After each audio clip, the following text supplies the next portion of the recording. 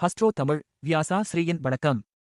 சித்திரை மாதம் 2026 கிரகநிலை எப்படி இருக்கிறது என்று பார்ப்போம். விசுவாசு வருடம் முடிந்து புதிய பரபாவ ஆண்டு ஏப்ரல் 14 2026 செவ்வாய்க்கிழமை அன்று பிறக்கிறது.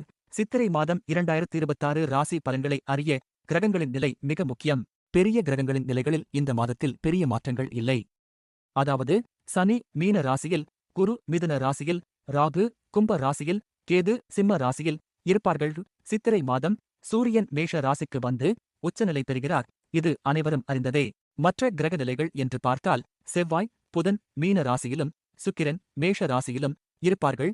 சித்திரை மாதம் 1ஆம் தேதி சந்திரன் கும்ப ராசியில் இருப்பார். சூரியன் மேஷத்தில் உச்சம் பெறுவதால் இந்த மாதம் பொதுவாக அனைவருக்கும் நிர்வாகத் திறன் அதிகரிக்கும், தைரியம் உயரும், தன்னம்பிக்கை பலப்படும். சித்திரை மாதத்தின் மேஷம் முதல் மீனம் வரை 12 ராசிகளுக்கான பலன்கள் அடுத்த வீடியோகளில் பார்க்கலாம். நன்றி.